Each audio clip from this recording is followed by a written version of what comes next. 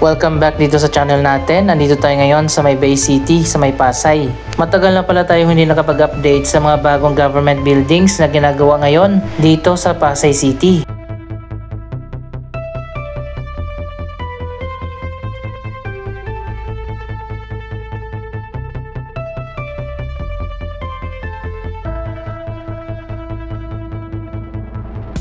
Para sa mga hindi pa nakakaalam, tatlo ang bagong government buildings na itinatayo dito sa ngayon.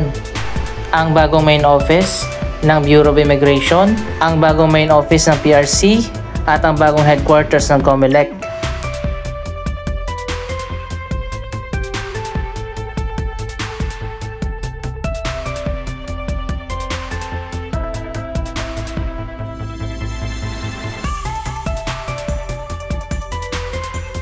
Nasa 10 to 15 stories lang yata yung maximum na height ng mga building dito sa mga reclamation projects sa Manila Bay.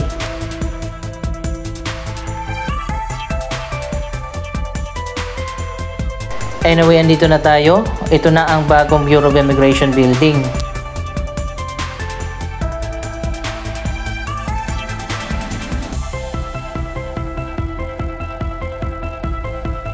Wow, mukhang malapit nang matapos.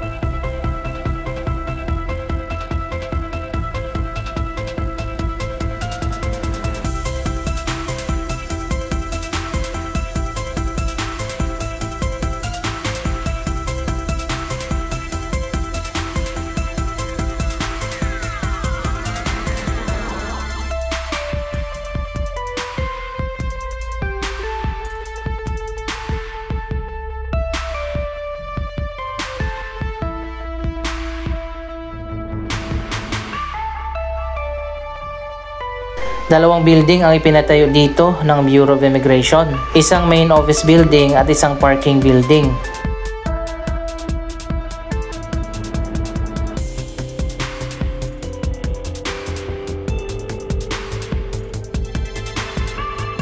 Ito na ang latest na progress. Tinanggal na yung mga scaffolding dito sa side na to. Mukhang tapos na nga ang construction.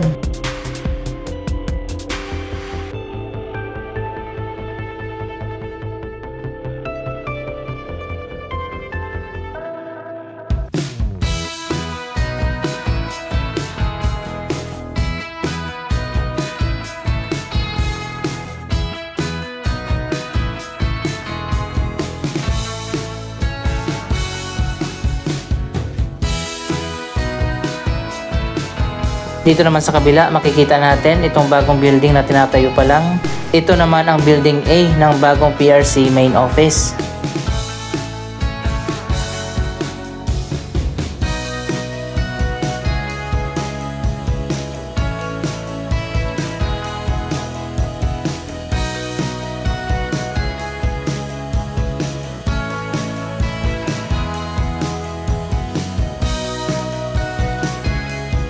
So ayun guys, mukhang buo na rin yung Building A. At sa kabila niyan magtatayo ng isa pang building, ang Building B naman.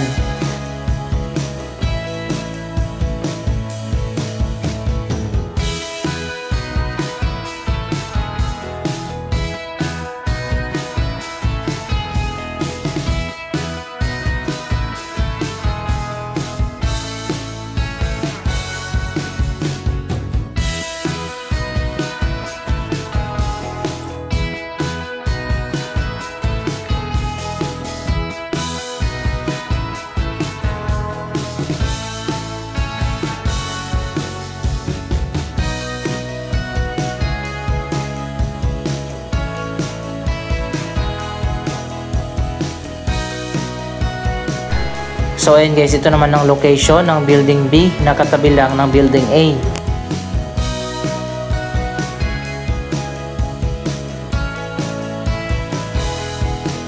Bakit kaya hiwa-hiwalay yung mga government buildings natin? Dapat mayroon tayong central city katulad sa Malaysia kung saan nasa isang lugar lang ang lahat mga government buildings para mas madali nang puntahan. Dito sa atin ang hiwa-hiwalay, ang Malacanang nasa Maynila, ang Kongreso ay nasa Quezon City, at ang New Senate Building naman nasa Taguig.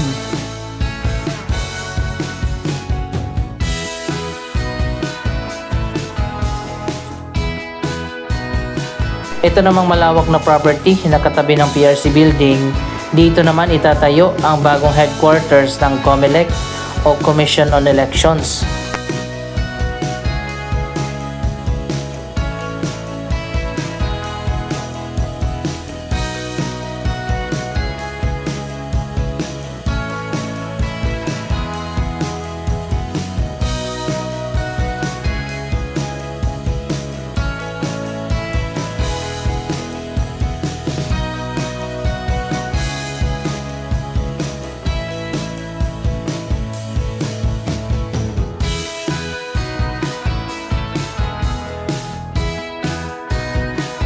Mas malawak yung property ng COMELEC at mas malaki din yung building na itatayo dito.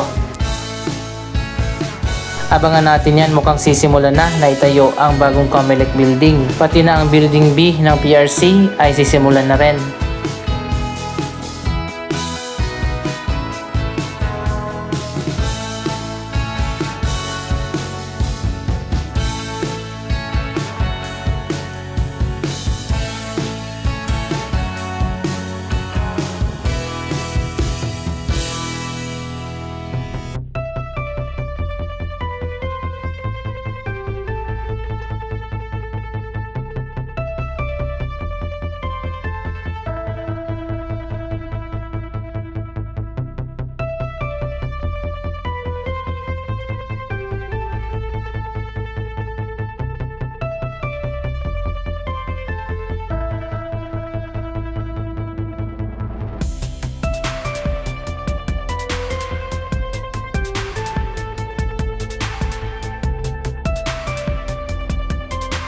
Mukhang matatapos na rin pala ang Building A ng Professional Regulatory Commission.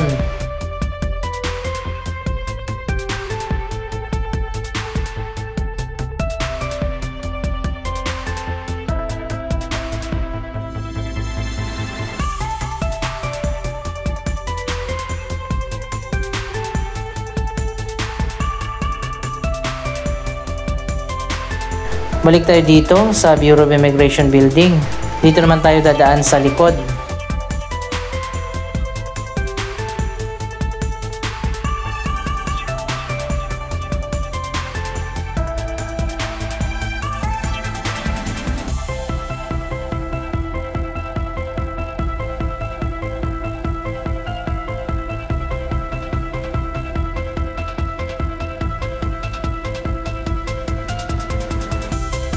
So ayan guys, mukhang kuhang-kuha naman yung design sa actual na building na itinayo dito.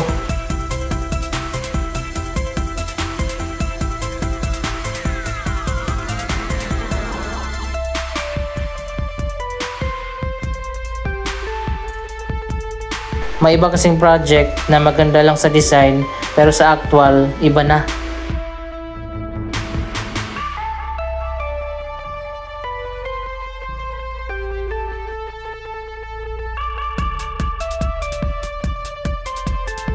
So ayan guys, ito yung parking building dito sa kabila. Lilipat na dito ang main office ng Bureau of Immigration. At least kahit papaano maganda na ang BOI building natin.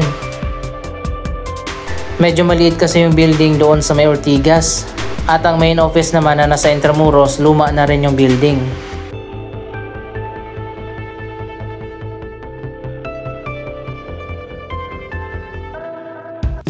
Dito naman tayo sa kabilang side para makita natin yung harap. Dito sa harap makikita naman natin, tapos na nga ang bagong BOI building.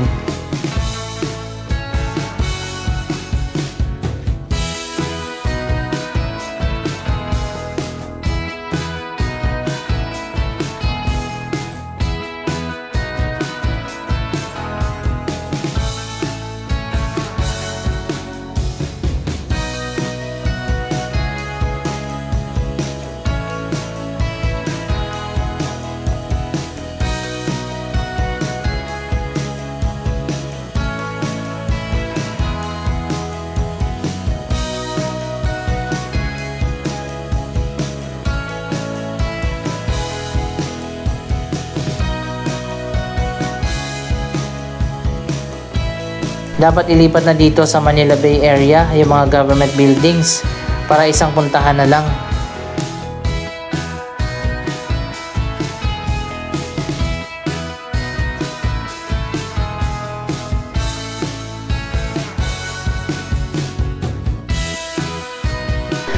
Patuloy din ang development ng Bay City dito sa Pasay.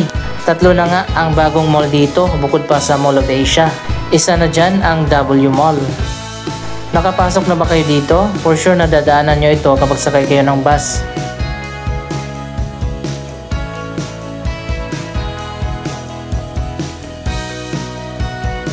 So ayun guys, nandito na tayo sa loob ng W Mall.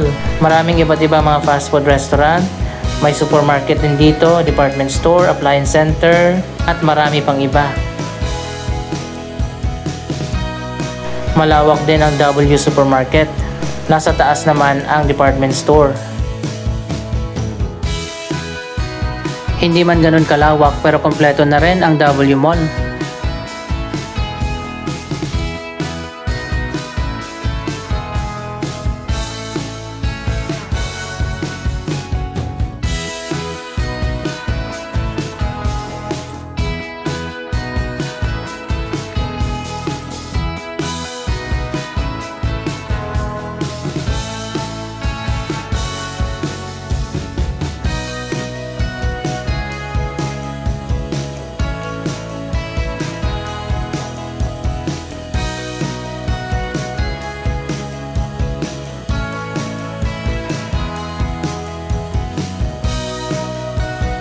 Andito naman sa second floor ang W Department Store.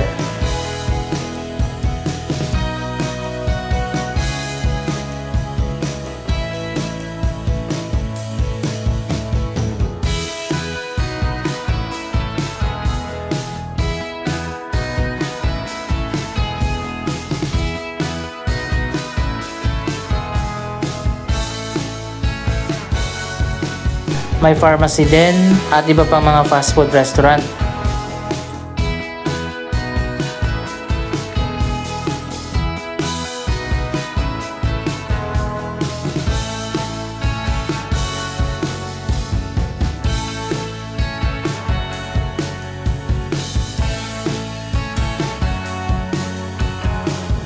Dito naman sa third floor ang home improvement store at ang appliance center.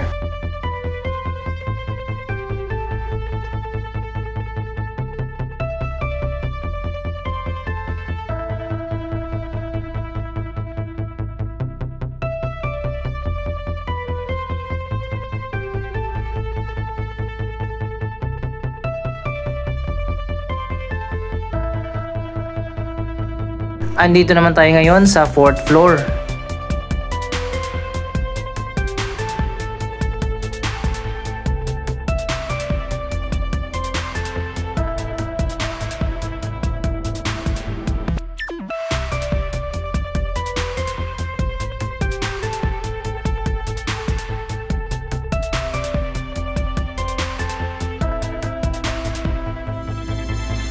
May food court pa dito, kaso konti lang yata yung bukas.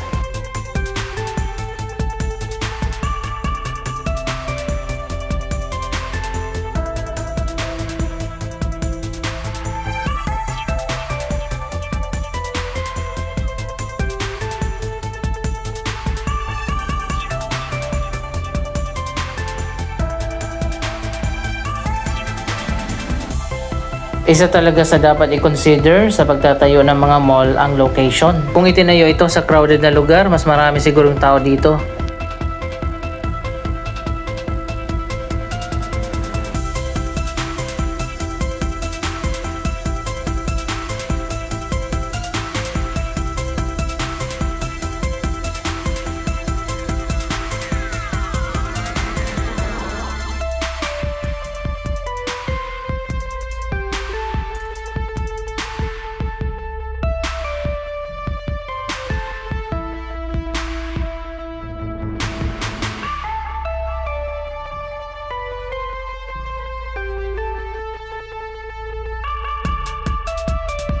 So ayan guys, anong masasabi nyo sa mga bagong government buildings na itinayo dito sa Bay City sa May Pasay? Mag-comment lamang dyan sa baba ng inyong mga reaksyon.